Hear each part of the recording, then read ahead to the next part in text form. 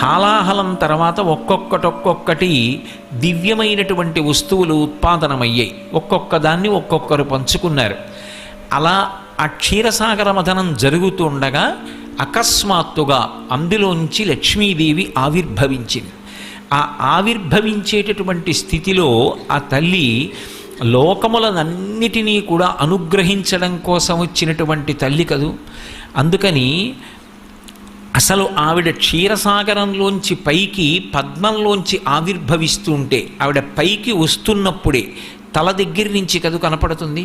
పాల సముద్రంలోంచి పైకి వస్తోంది అంటే మనకి లలితాదేవి యొక్క ఆవిర్భావ సమయంలో ఎలా అయితే తల దగ్గర నుంచి పాదాల వరకు చెప్తారో అలాగే లక్ష్మీదేవి కూడా పాల సముద్రంలోంచి పైకి తేలినప్పుడు తల దగ్గర నుంచి ఆ పద్మములో కూర్చున్నటువంటి తల్లి యొక్క పాదముల వరకు దర్శనం. అందులో అసలు ఆవిడ పైకి వస్తుంటేనే ఎంత వైభవంగా తల్లి పైకొచ్చింది అంటే తొలకారు మెరుగుకైవడి. ఆ తొలకరి ప్రారంభమయ్యేటటువంటి సమయంలో ఆకాశంలో వచ్చేటటువంటి మెరుపు సౌదామిని అంటాం. ఆ సౌదామిని ఆ మెరుపు మొట్టమొదట వస్తుంది, కంటిని ఆకర్షిస్తుంది. మెరుపుకుండేటటువంటి లక్షణం ఏమిటి అంటే అది ఎక్కడ ఉండనివ్వండి, తళుక్కుమని మెరిస్తే కంటికి ఆ మెరుపు తగిలి ఒక్కసారి అందరూ దాని వంక చూస్తారు. లక్ష్మీదేవి వంక చూడడం కూడా అలాగే ఉంటుంది. లోకమంతా ఆమె కటాక్షం కోసం చూస్తారు. అందుకే తొలకారు మెరుగుకైవడి తలతలమని మేమి మెరయ ధగధగమనుచున్. ఆ తల్లి చూపుల కలుముల నీనుచు. అలాగే చెలువంబులు మొదట పుట్ట మొదట టెంకి సిరి పుట్టెన్రుపా అంటారు పోతన గారు భాగవతంలో క్షీరసాగర మథనఘట్టాన్ని వర్ణిస్తూ. తలతలమని మేని మెరయ ధగధగమనుచున్ అంతా కూడా కాంతులే చెప్తారు. దీంట్లో మీరు బాగా గమనించవలసిన విషయం ఏమిటంటే లక్ష్మీదేవి యొక్క వైభవాన్ని ఎక్కడ చెప్పినా సరే మెరుపు తీగతో చెప్తారు. ఎందుకని మెరుపు తీగతో చెప్తారు అంటే అన్నిటిలోకి తొందరగా కంటిని ఆకర్షించేది ఏది అంటే మెరుపు. చీకటిగా ఉందనుకోండి, చీకట్లో సౌదామిని విద్యుల్లత ఒక మెరుపు మెరిసిందనుకోండి మబ్బు మీద, ఆ మెరుపు మెరవగానే ఎటువైపు నుంచి ఆ మెరుపు మెరిసిందో అటువైపుకి ఆ కాంతి కంటిని లాగుతుంది. ఆవిడ కూడా ఒక మెరుపు తీగలా ఉంటుంది. ఆ మెరుపు తీగ ఒక్కసారి అలా తటిల్లత వెలిగిందనుకోండి, లోకమంతా కూడా వెలుగులో కనపడుతుంది. లక్ష్మీదేవి లోకముల వంక చూసేటటువంటి స్థితి అలా ఉంటుంది. ఆవిడ కన్ను విప్పి ఒక్కసారి చూసిందనుకోండి, ఆ చూపుల చేత లోకములన్నీ బ్రతుకుతాయి, చైతన్యాన్ని నింపుకుంటాయి. అంతటి గొప్ప స్థితిలో చూపిస్తుంది. అందుకే పోతన గారు ఆ చిన్న పద్యం అంతా కూడా మెరుపులతోటే తీసుకెళ్ళారు. తొలకారు మెరుగుకైవడి తలతలమని మేను మెరయ ధగధగమనుచున్. ఆవిడ శరీరం అంతా కూడా తళుక్కని మెరిసిపోతోంది, ధగధగమంటోంది. రెండు కాంతికి సంబంధించినటువంటి విశేషాలే. ఇప్పుడు మీరు ఒక్కటి గమనించాలి, అంత కాంతివంతంగా ఆవిడ కనపడుతుంటే అసలు అంగప్రత్యంగముల వంక చూసే అవకాశం ఉండదు, కన్ను ఆకర్షింపబడుతుంది.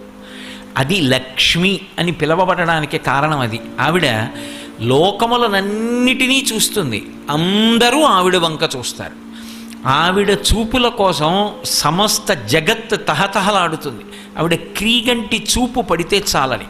అందుకే లలితాదేవి ఆవిర్భావంలో చెప్పినట్టుగా తల నుంచి పాదముల వరకు వర్ణించారు, మొత్తం ఒక కాంతి పుంజం కింద చెప్పారంతే.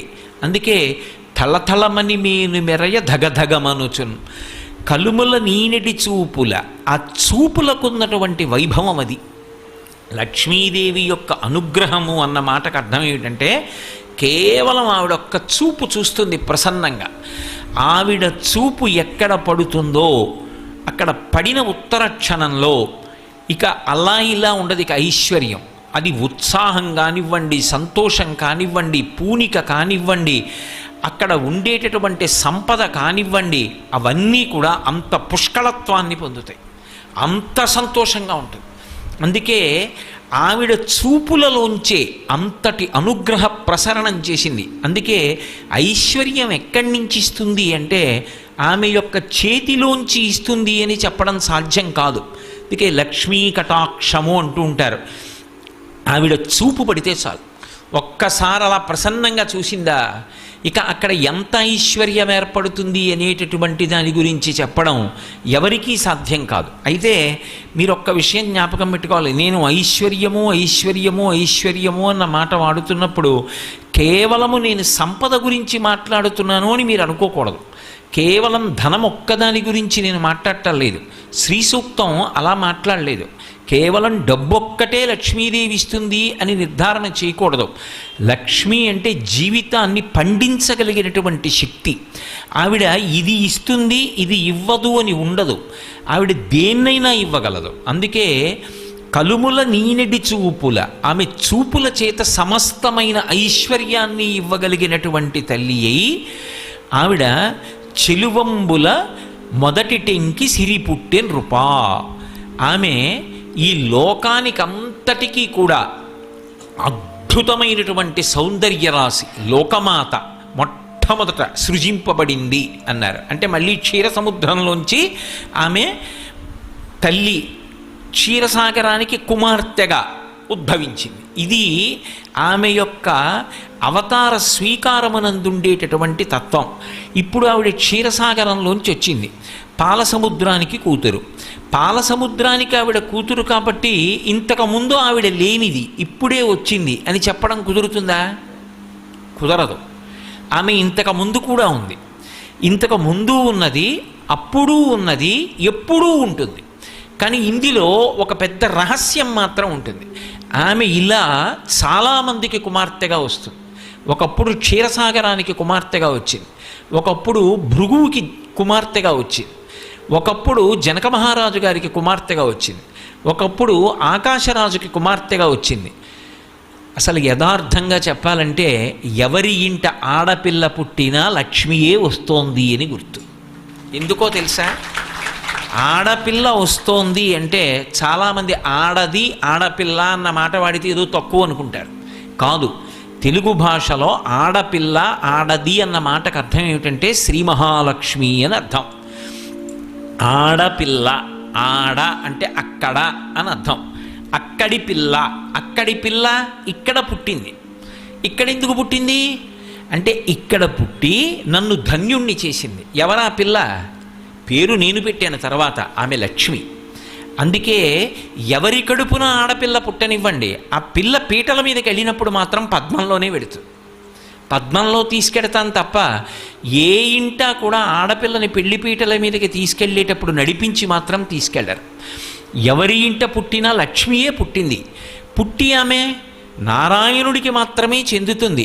ఆమె మహాపాతివ్రత్యం అటువంటిది, నిత్యానపాయని. ఆమె శ్రీమన్నారాయణుడికి ఇల్లాలు. ఆ నారాయణుడు ఎక్కడో ఆవిర్భవించి ఉన్నాడు, పెండ్లి కుమారుడు. అందుకే వయసులో మామగారు పెండ్లి కుమారుడి కన్నా పెద్దవాడైనా పిల్లనిచ్చేటప్పుడు లక్ష్మిని నారాయణునికి ఇస్తున్నానని కాళ్ళు కడిగి తీర్థాన్ని పుచ్చుకుంటాడు. లక్ష్మి ఎప్పుడూ నారాయణుడికి పక్కకే చేరుకుంటుంది. అందుకే ఆ తల్లి కూడా నారాయణుని దగ్గరికి వెళ్ళిపోతుంది. కానీ ఎంతమందికైనా కుమార్తెగా వస్తూ ఉంటుంది. ఎంతమందికైనా కుమార్తెగా వచ్చి ఎవరెవరికి కుమార్తెగా వచ్చిందో వాళ్ళని అనుగ్రహిస్తుంది. అందుకే మీరు చూడండి, 2 రకాలైనటువంటి అదృష్టాలు ఇవ్వాలి అనుకుంటే ఆడపిల్లగా వస్తుంది. ఒకటి, సాక్షాత్ లక్ష్మీదేవి ఇంట్లో పుట్టింది. అందుకే మగపిల్లవాడికి చేయడానికి అలంకారములు తక్కువ ఉంటాయి, ఆడపిల్లకి చేయడానికి అలంకారాలు చాలా ఎక్కువగా ఉంటాయి. ఆడపిల్ల ఇంట్లో తిరుగుతోందనుకోండి, లక్ష్మీదేవిది తిరిగినట్టే. ఒకటి, ఆ పిల్ల పుట్టిన వేళ, ఆ పిల్ల తిరిగిన వేళ సాక్షాత్ లక్ష్మీదేవి ఇంటికి వచ్చిందని గుర్తు. 2, ఆడపిల్ల పుట్టింది అంటే ఆ పిల్లని ఎక్కడికి చేరుస్తున్నారు? ఎవరో ఓ పేరున్నవాడికి కాదు ఇస్తున్నది, సాక్షాత్తు నారాయణ స్వరూపాయ వరాయ. ఆ వరుడు నారాయణ స్వరూపుడు. ఇప్పుడు లక్ష్మిని నారాయణుడి పక్కకి చేర్చారు. ఆ చేర్చిన కారణం చేత ఏమైంది? 10 పూర్వేషాం దశాపరేషాం, 10 తరాలు నా తర్వాత వచ్చేవి, 10 తరాలు నా ముందున్నవి, నేను ఒక తరం, 21 తరాలు ఉద్ధరింపబడ్డారు, ఉన్నత లోకాలకి వెళ్ళారు. ఏది మగపిల్లవాడి విషయంలో చూపించండి అలా ప్రమాణం. అలా చేయగలడా? సాధ్యం కాదు. అమ్మవారు అనుగ్రహిస్తే ఆ తల్లి వీళ్ళని నేను విశేషమైనటువంటి ఫలితము చేత సత్కరించాలనుకుంటున్నాను అనుకుంటే ఆడపిల్లగా వస్తుంది. అందుకే ఆడది ఆడపిల్ల ఈ మాటలు తక్కువతనమని ఎవడనుకున్నాడో నాకు అర్థం కాదు. అంతకన్నా గొప్ప మాట లోకంలో ఇంకోటి ఉండదు. ఆడపిల్ల అంటే నారాయణుని సొత్తు, శ్రీ మహాలక్ష్మి అని దానికి అర్థం.